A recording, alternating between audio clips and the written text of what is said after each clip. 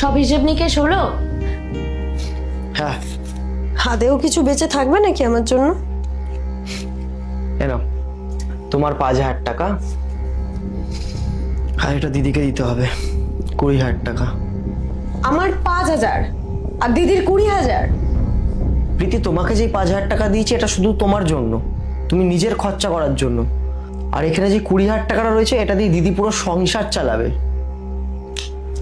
ও please Rahul, আমি না কোনো বাচ্চা না বা বোকা না, আমি সবটা জানি। আর একটা সংসার চালানোর জন্য কত টাকা লাগে সেটাও আমার জানা আছে। আমাকে বোঝাতে এসো না প্লিজ।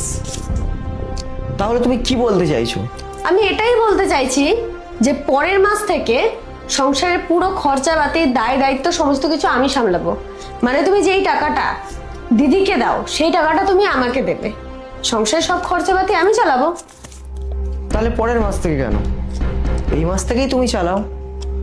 এ নাও, এই 20,000 টাকাটা তুমি রাখো, আর তোমাকে যে 5,000 টাকাটা দিলাম সেটা আমাকে দিয়ে দাও, আমি দিদিকে দিয়ে দেবো। তা তুমি জানো তো সংসারে কোথায় কোথায় টাকা খরচা হয়? হ্যাঁ, এটা আমি জানবো না?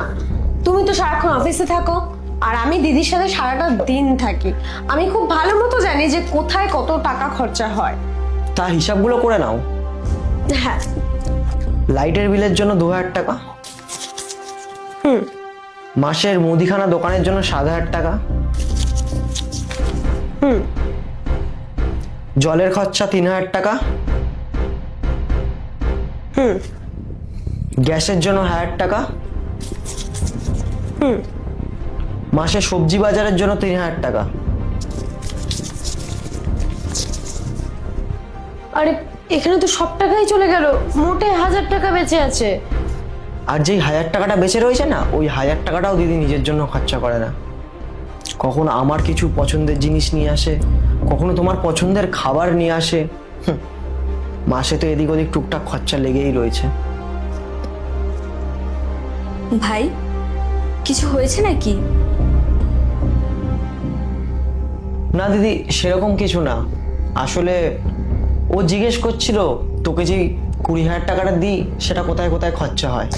আরে না না, আসলে আমরা এতক্ষণ হিসাব করছিলাম যে এই 20,000 টাকাটার মধ্যে সংসারে কোথায় কত টাকা খরচা হয়, তো শেষে তো দেখলাম তোমার কোনো হাত খরচাই থাকছে না।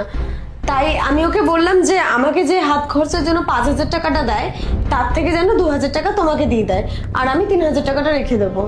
এ বাবা, তা কেন? আমাকে যেটুকু দেয় ওটুকু দিয়ে তো আমার হয়ে যায়, সংসারটাও ভালোভাবে চলে যায়।